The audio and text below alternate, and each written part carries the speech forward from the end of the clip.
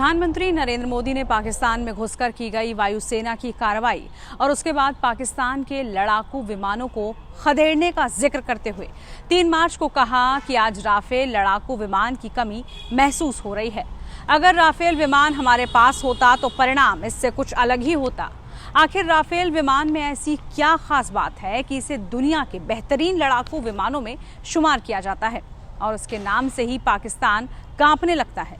उसे राफेल के बुरे सपने आने लगते हैं। राफेल 1-2 इंजन वाला मध्यम मल्टी रोल कॉम्बैट एयरक्राफ्ट है। इसे फ्रांस की कंपनी दसॉल्ट एविएशन बनाती है। राफेल लड़ाकू विमानों को ओमनिरोल विमानों की श्रेणी में रखा गया है, जो किसी भी युद्ध में महत्वपूर्ण भूमिका अदा करने की क्षमता रखते हैं। ये लड़ाकू विमान हवाई हमला, जमीन में सेना की मदद और दुश्मन पर बड़े हमलों को अंजाम दे सकती है।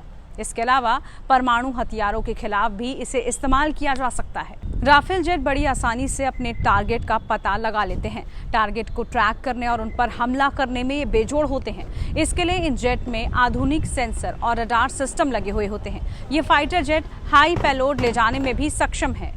इनमें भारत की जरूरत के मुताबिक कुछ विशिष्ट संवेदन भी शामिल होते हैं। भारत ने राफेल और राफेल मरीन, जिसे राफेल एम भी कहा जाता है, उसका सौदा कर लिया है। राफेल एम इतना शक्तिशाली है कि 1 मिनट में 18,000 मीटर तक की ऊंचाई पर जा सकता है। इतना ही नहीं, भारत के 2 पड़ोसी दुश्मनों पाकिस्तान के F-16 जबकि चीन के J-20 से राफेल एम काफी बेहतर है। राफेल एम विमान का कॉम्बैट रेडियस 3,700 किलोमीटर है। ये फाइटर जेट अपनी उड़ान भरने की जगह से कितनी भी दूर हमला करने के बाद लौट सकता है। इतना ही नहीं, राफेल की तरह ही राफेल एम विमान में भी हवा में ईंधन भरने की क्षमता होती है। राफेल फाइटर जेट अपनी स्पीड, तकनीक और मल्टी रोल कैपेसिटी के कारण दुनिया के सबसे बेहतरीन फाइटर जेट्स में गिना जाता है। ये मल्टी रोल फाइटर जेट यानी हवा से हवा में, जमीन तक, इसके अलावा टोही, परमाणु हमला सब कुछ कर सकता है। राफेल की स्पीड 2222 किलोमीटर प्रति घंटा है। ये लड़ाकू विमान 3700 प्लस किलोमीटर तक हमला करने में सक्षम है। राफेल मिसाइलें और लेजर गाइडेड बम के साथ उड़ान भर सकता है। इस लड़ाकू विमान में अत्याधुनिक AESA रडार लगा हुआ है, जो सबसे आधुनिक रडार टेक्नोलॉजी है। राफेल फाइटर जेट में इलेक्ट्रॉनिक वॉरफेयर सिस्टम, जो कि दुश्मन के रडार और मिसाइलों को चकमा दे सकता है। अब आपको बताते हैं राफेल खरीदने की वजह क्या है।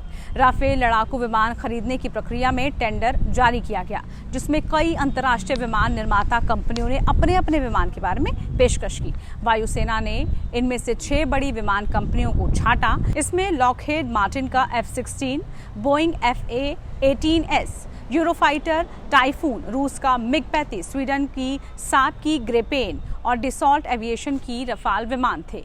वायुसेना ने इन 6 विमानों के निरीक्षण और उनकी कीमत को ध्यान में रखते हुए यूरोफाइटर और राफेल को छांटा।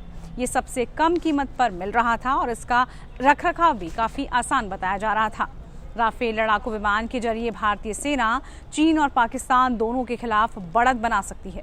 पाकिस्तान के पास अमेरिका में निर्मित F-16 और चीन के पास J-20 है, लेकिन तकनीक, हथियार और रेंज की तुलना में राफेल इन दोनों फाइटर जेट से काफी बेहतर नजर आता है। इसमें खास बात यह है कि राफेल लड़ाकू विमान लद्दाख जैसी हाई एल्टीट्यूड लोकेशन पर भी ऑपरेशन में सक्षम है। इसलिए राफेल से न सिर्फ पाकिस्तान बल्कि चीन भी घबराता है। यही वजह है कि पाकिस्तान के मंत्रियों को राफेल सपने में आने लगा है। वो मीडिया में आकर दावे कर रहे हैं कि भारत का राफेल पाकिस्तान में चक्कर लगाता देखा गया। दरअसल पाकिस्तान के पास राफेल का मुकाबला करने के लिए कोई भी हथियार नहीं है। ऐसे में राफेल से पाकिस्तान का डरना लाजमी है। इस तरह की तमाम अपडेट्स के लिए बने रहिए टाइम्स नाउ और भारत डिजिटल के साथ। नमस्कार।